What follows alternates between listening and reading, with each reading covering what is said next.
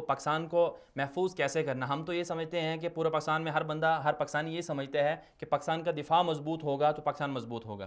اس میں کوئی شک نہیں کہ دفاع کو مضبوط ہونا ضروری ہوتا ہے، لیکن دفاع مضبوط کس چیز سے ہوگا؟ دفاع مضبوط ہوگا معیشت سے.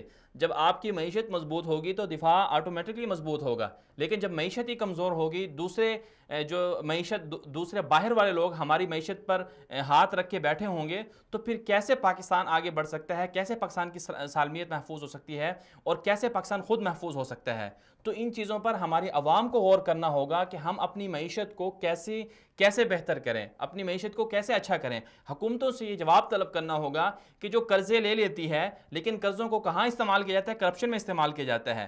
تو ان قرضوں کا حساب مانگنا ہوگا. قرضے کیوں لی جاتے ہیں؟ اب آپ دیکھ، دنیا سب جانتی ہے کہ آئی ایم ایف نے پاکستان کو قرضے جب بھی دیتا ہے، ان کی ہر سال یہی شرائط ہوتی ہیں کہ آپ بجلی کا ریٹ بڑھا دیں، پیٹرول کا ریٹ بڑھا دیں. کیوں؟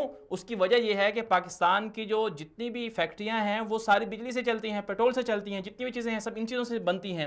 تو جب اس کی جو ایک اصل میں جو جڑ ہے اگر وہی مہنگی ہو جائے گی تو آٹومیٹکلی ہم ایسی چیزیں پیدا نہیں کر سکیں گے جو دوسرے ملکوں کو بھیج سکیں.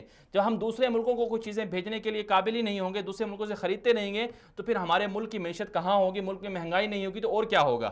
تو اس لیے ہمیں غور یہ کرنا ہوگا، ہمیں سوچنا یہ ہوگا کہ برائی کہاں پر ہے، جڑ برائی کی کہاں ہے، اور کون لوگ ہیں جو ہمارے مفادات سے کھیل رہے ہیں. اب امریکی دانشور، باہر والے جو ماہر اقتصادیات لوگ ہیں، وہ سارے کے سارے یہ کہہ رہے ہیں کہ پاکستان کو زبردستی جو ہے وہ قرضوں کے بوجھ کے نیچے رکھا گیا ہے تاکہ پاکستان قرضوں کے بوجھ کے نیچے رہے اور پھر من مانی پالیسیاں ان سے بنوائی جا سکیں. تو یہ بہت ایک المناک صورتحال ہے، اس پر پوری قوم کو کھڑا ہونا ہوگا. کیونکہ اگر پاکستان